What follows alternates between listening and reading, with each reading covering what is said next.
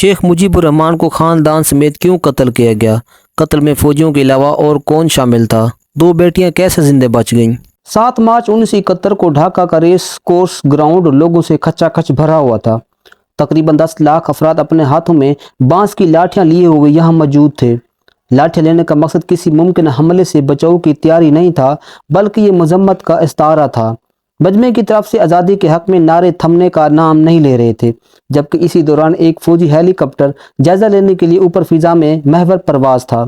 وفاق کی جانب سے جاری کردہ ایک حکم کے خلاف ورزی کرتے ہوئے ریڈیو پاکستان کا ڈھاکہ اسٹیشن مشرقی پاکستان میں شیخ مجیب الرحمان کی تقریر کو براہ راست نشر کرنے کی حتمی تیاری کر رہا تھا۔ شیخ مجیب نے مجمع سے خطاب کرنا شروع کیا۔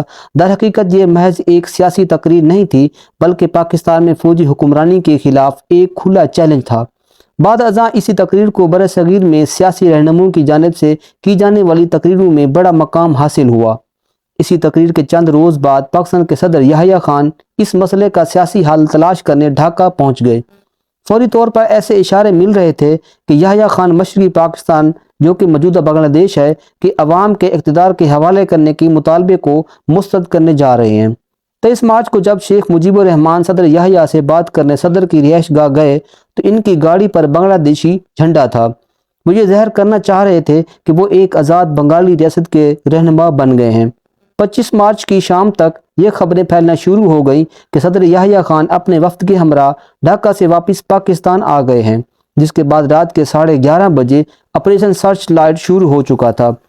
سید بدر الحسن اپنی کتاب from rebel to founding father میں لکھتے ہیں کہ شیخ مجیب کی بڑی بیٹی حسینہ واجد نے انہیں بتایا کہ فوج کی جانب سے گولی چلنے کی آواز سنتے ہی شیخ مجیب نے ایک وائرلیس پیغام بھیج کر بنگلہ دیش کی آزادی کا اعلان کیا۔ شیخ مجیب نے کہا کہ میں بنگلہ دیش کے لوگوں سے مطالبہ کرتا ہوں کہ وہ جہاں کہیں بھی ہوں اور جو کچھ بھی ان کے ہاتھ میں ہے ان کے ساتھ فوج کے خلاف مذمت کریں۔ آپ کی لڑائی اس وقت تک جاری رہنی چاہیے جب تک پاکستانی فوج کے ہر سپاہی کو بنگلہ دیش کی سرزمین سے بے دخل نہیں کر دیا جاتا۔ اسی رات 1 بجے کے قریب پاکستانی فوج کے چند اہلکار شیخ مجیب کے گھر 32 دھان منڈی پہنچے، جہاں شیخ مجیب ان کا پہلے سے انتظار کر رہے تھے۔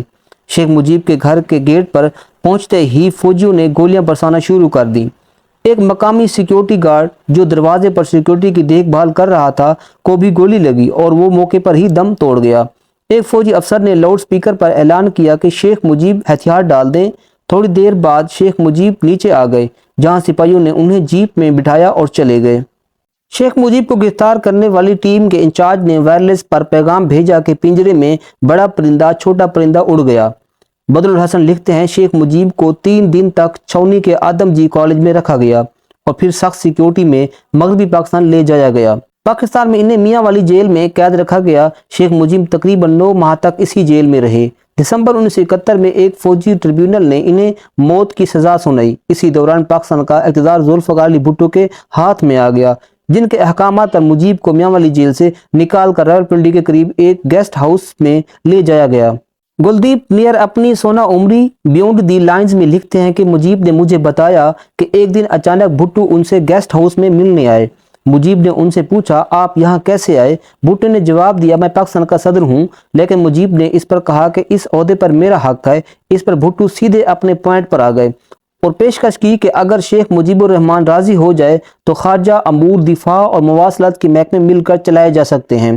گلدیپ نیئر نے BBC کو یہ بھی بتایا کہ شیخ مجیب نے کہا کہ اس وقت میں آپ کی تحویل میں ہوں، میرے لیے اپنے لوگوں سے مشورے کیے بغیر کوئی وعدہ کرنا ممکن نہیں ہوگا۔ بنگلہ دیش کے سابقہ وزیر خارجہ ڈاکٹر کمال حسین، جو اس وقت شیخ مجیب کے ساتھ پاکستانی جیل میں تھے، بھی اس کی تصدیق کرتے ہیں۔ انہوں نے بتایا کہ بھٹو آخری دم تک شیخ مجیب پر پاکستان کے ساتھ کسی نہ کسی طرح کے تعلقات قائم رکھنے کے لیے دباؤ ڈالتے رہے۔ جس دن شیخ کو رہا کیا جانا تھا اور وہ لندن جانے والے تھے، بھٹو نے کہا کہ وہ ایک دن مزید قیام کریں، کیونکہ اگلے دن شاہ ایران آ رہے تھے اور وہ ان سے ملنا چاہتے تھے۔ شیخ سمجھ گئے کہ وہ شاہ ایران سے ان پر دباؤ ڈلوانا چاہتے ہیں۔ اس پر شیخ مجیب نے کہا کہ انہیں بھٹو کی تجویز قبول نہیں اور یہ کہ انہیں گیسٹ ہاؤس سے دوبارہ جیل بھیجا جا سکتا ہے۔ 7 جنوری 1972 کی رات بھٹو خود مجیب اور کمال حسین کو چھوڑنے راولپنڈی کی چکلالہ ایئرپورٹ گئے۔ انہوں نے ایک لفظ کہے بغیر مجیب کو الوداع کیا اور مجیب بھی پیچھے مڑ کر دیکھے بغیر تیزی سے جہاز کی سیڑھیوں پر چڑھ گیا۔ 2 दिन लंदन में रहने के बाद मुजीब 9 जनवरी की शाम ढाका रवाना हो गए। रास्ते में वो चंद घंटों के लिए नई दिल्ली में रुके। डॉक्टर कमाल हुसैन याद करते हुए कहते हैं कि इस वक्त के इंडियन सदर, वजीर आजम इंदिरा गांधी, उनकी पूरी कबीना, तीनों अफवाज के सरबरान और मगरबी बंगाल के वजीर आला सदात शंकर राय शेख मुजीब के इस्तकबाल के लिए दिल्ली के हवाई अड्डे पर मौजूद थे। फौजी छावनी के मैदान में एक जलसा आम में मुजीब ने बांग्लादेश की आज़ादी की जदोजहद में मदद करने पर हिंदुस्तानी अवाम का शुक्रिया अदा किया। शेख मुजीब ने अंग्रेजी में तकरीर शुरू की, लेकिन उस वक्त स्टेज पर मौजूद इंदिरा गांधी ने उनसे बंगाली ज़बान में तकरीर करने की दरख्वास्त की। दिल्ली में 2 घंटे क़याम के बाद मुजीब जब ढाका पहुंचे तो ढाका के हवाई अड्डे पर तकरीबन 10 लाख लोग इनके इस्तकबाल के लिए मौजूद थे। शेख मुजीब, जिनका पाकिस्तान जेल में 9 माह गुजारने की वजह से वजन काफी कम हो चुका था, अपने दाएं हाथ से अपने लंबे बालों को पीछे करते हुए आगे बढ़े, जहां ताजुद्दीन अहमद ने अपने कैद को अपनी बाहों में लपेट लिया और दोनों आंखों से आंसू जारी हो गए। उन्होंने रेस कोर्स ग्राउंड में लाखों के हजूम के सामने रविंद्रनाथ टैगोर को याद किया। शेख मुजीब ने टैगोर का हवाला देते हुए कहा कि आपने एक बार ये शिकायत की थी कि बंगाल के लोग सिर्फ बंगाली ही रहे, सच्चे इंसान नहीं बने। ड्रामाई अंदाज में मुजीब ने कहा, ए अजीम शायर, वापिस आओ और देखो कि तुम्हारे बंगाली लोग कैसे इन शानदार इंसानों में बदल गए हैं जिनका तुमने कभी तसव्वुर किया था। शेख मुजीब ने इक़्तिदार संभाला और जंग से तबाहशुदा बांग्लादेश की तामीर नो शुरू की, लेकिन इनकी कहानी का एक अफसोसनाक अंजाम हुआ।